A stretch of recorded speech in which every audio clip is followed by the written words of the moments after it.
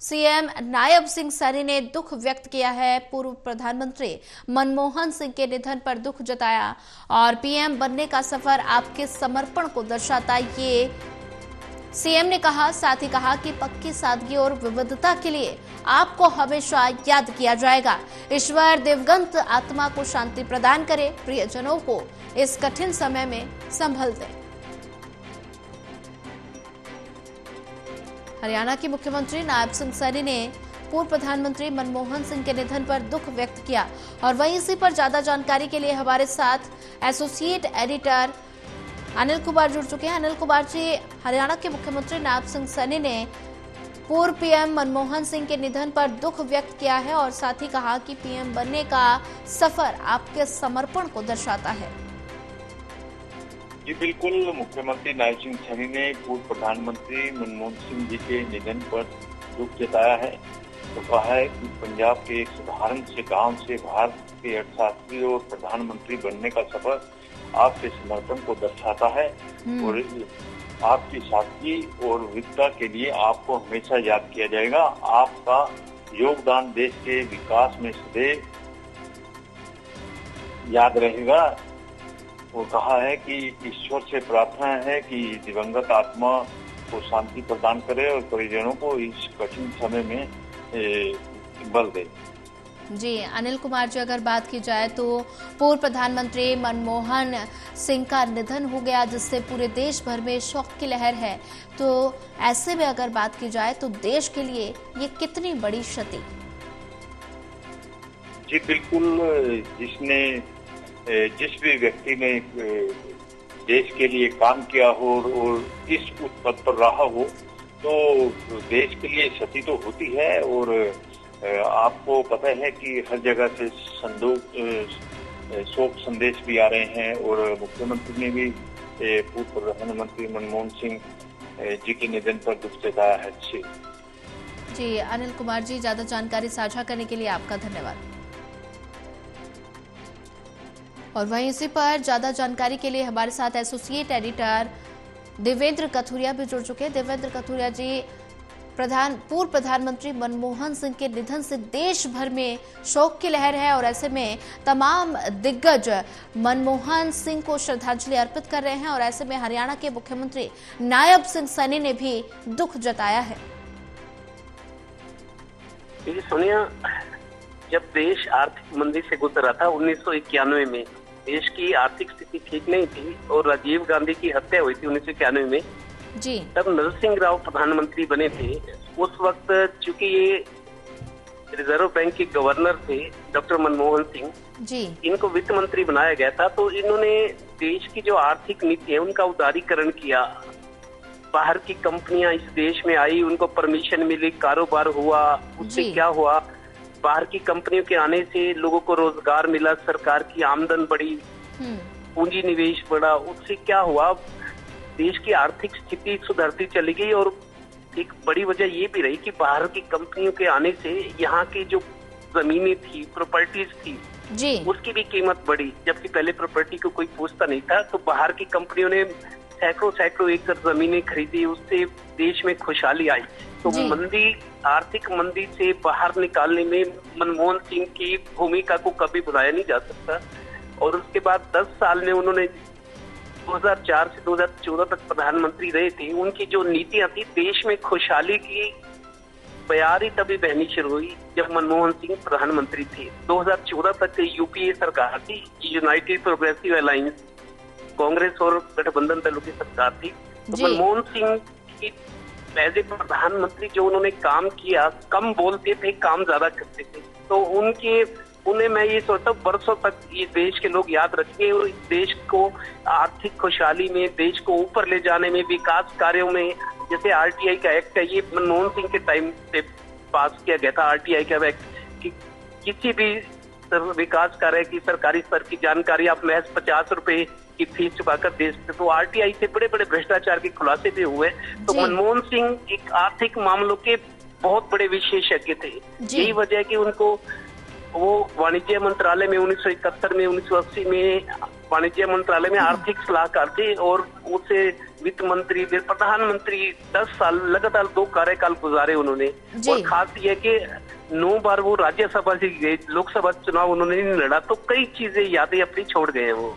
जी देवेंद्र कथुरिया जी, अगर बात की जाए तो ऐसे में पूर्व पीएम मनमोहन सिंह के निधन से पूरे देश में शोक की लहर है और ऐसे में केंद्र ने 7 दिनों के लिए राष्ट्रीय शोक का ऐलान कर दिया और ऐसे में राष्ट्रीय ध्वज की अगर बात की जाए तो 7 दिन के लिए आधा झुका रहेगा।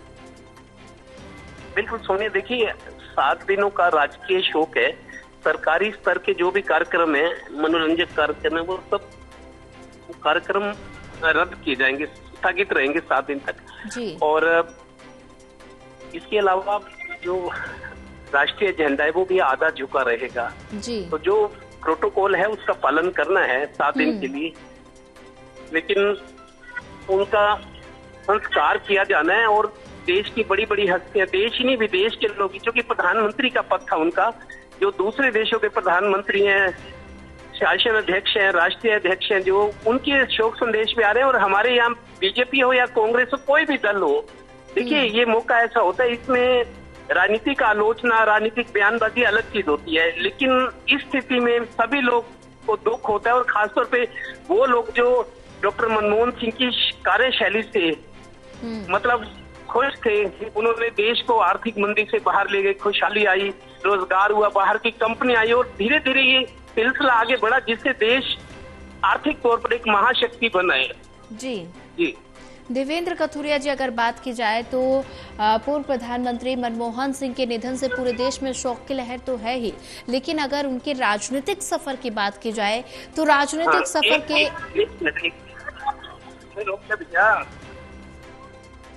राजनीतिक सफर के कुछ ऐसे दिलचस्प किस्से जो आप दर्शकों के साथ साझा करना चाहें। हेलो देवेंद्र सिंह, आप सुन पा रहे हैं?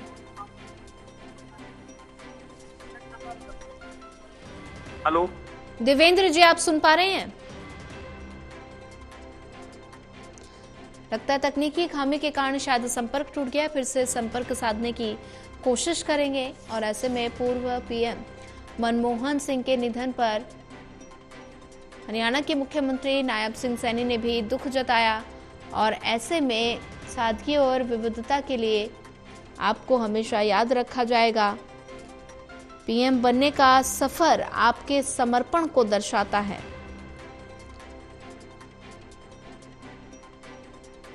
पूर्व प्रधानमंत्री मनमोहन सिंह के निधन पर देश भर में शोक की लहर है और ऐसे में तमाम दिग्गज उन्हें श्रद्धांजलि अर्पित कर रहे हैं। पूर्व प्रधानमंत्री मनमोहन सिंह के निधन पर हरियाणा के मुख्यमंत्री नायब सिंह सैनी ने भी दुख व्यक्त किया है।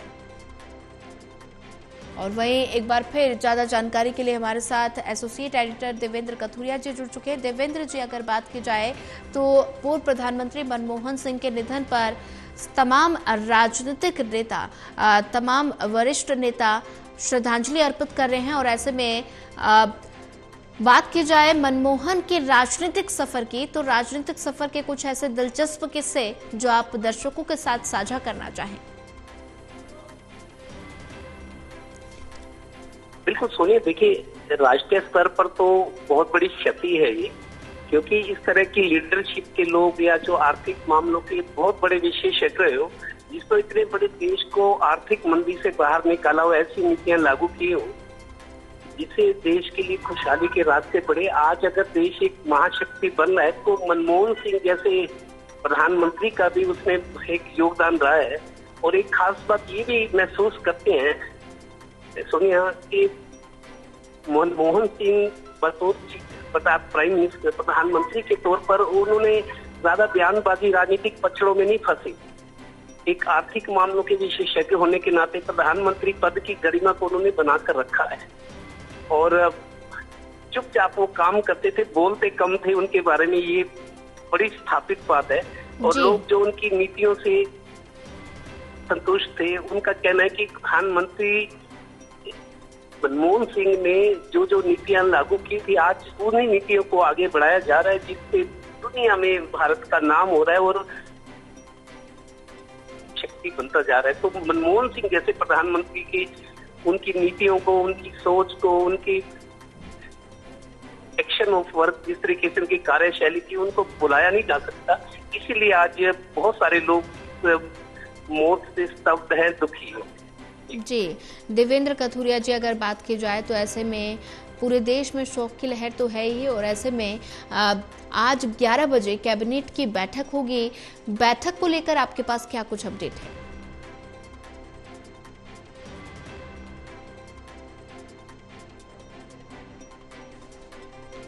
देवेंद्र, शख्सियत का अगर निधन हुआ है और एक बहुत बड़ी क्षति है जी। कैबिनेट की बैठक में तो रूटीन के काम हो गई, लेकिन श्रद्धांजलि भी दी जाएगी, एक विशेष मौका है जी। इसलिए उनको, उनके प्रति संवेदना जाहिर की जाएगी। उनकी देश के लिए जो सेवाएं की गई हैं, एक बहुत लंबा टाइम वो देश के लिए काम करते रहे। 1971 में वाणिज्य मंत्रालय में आर्थिक मामलों के सलाहकार थे। उसके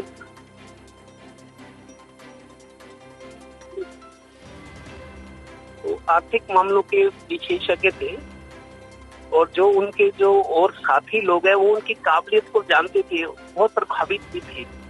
जिस तरीके से उन्होंने काम किया, चुपचाप काम करते थे, राजनीतिक रैलियों में आना जाना बहुत कम था उनका। सिर्फ बतौर प्रधानमंत्री जो जिम्मेदारी थी उनका निर्वहन करते थे, और उस काल में देश आर्थिक मंदी से बाहर निकला, समृद्धि आई, बाहर की कंपनी आई। उससे क्या हुआ, देश में जो जिन लोगों के पास जमीनें थी, सैकड़ों एकड़ों में जमीनें खरीदी लोगों ने, बड़ी कंपनियां आई, रोजगार मिला, सरकार को टैक्सी से आमदन बढ़ी, कंपनियों का पूंजी निवेश हुआ, तो उनको देख के दूसरे देशों की कंपनी आई। लगातार ये सिलसिला बढ़ता रहा, और जिससे देश को आर्थिक बुनियाद जो थी वो मजबूत हुई। आज उसी का नतीजा है कि भारत का प्रभाव पूरी दुनिया में है, उन्हीं नीतियों को आगे बढ़ाया जा रहा है। बाहर की बहुत सारी कंपनियां आ रही हैं, लेकिन जो कंज्यूमर ड्यूरेबल्स होती है, जैसे इलेक्ट्रॉनिक अप्लायंसेज हैं, गाड़ियां हैं, बाहर की कंपनियां बहुत आ रही हैं यहाँ, वो अपना कारोबार करती हैं, अपना सामान बेचती है, जिससे सरकार को टैक्सेस मिलती हैं, और एम्प्लॉयमेंट बड़े स्तर पर जनरेट हुआ है। तो जिस तरीके से आज देश एक शक्ति बन गया है, मेरे को लगता है आगे हम अभी 5वीं आर्थिक शक्ति है पूरी दुनिया में, 3री महाशक्ति बनाने की कोशिश सरकार कर रही है। तो बुनियाद मजबूत हुई है, इसी वजह से अब रास्ते खुले और भारत इस लक्ष्य को हासिल कर सकता है। ठीक है देवेंद्र कथुरिया जी, ज्यादा जानकारी के लिए आपका धन्यवाद।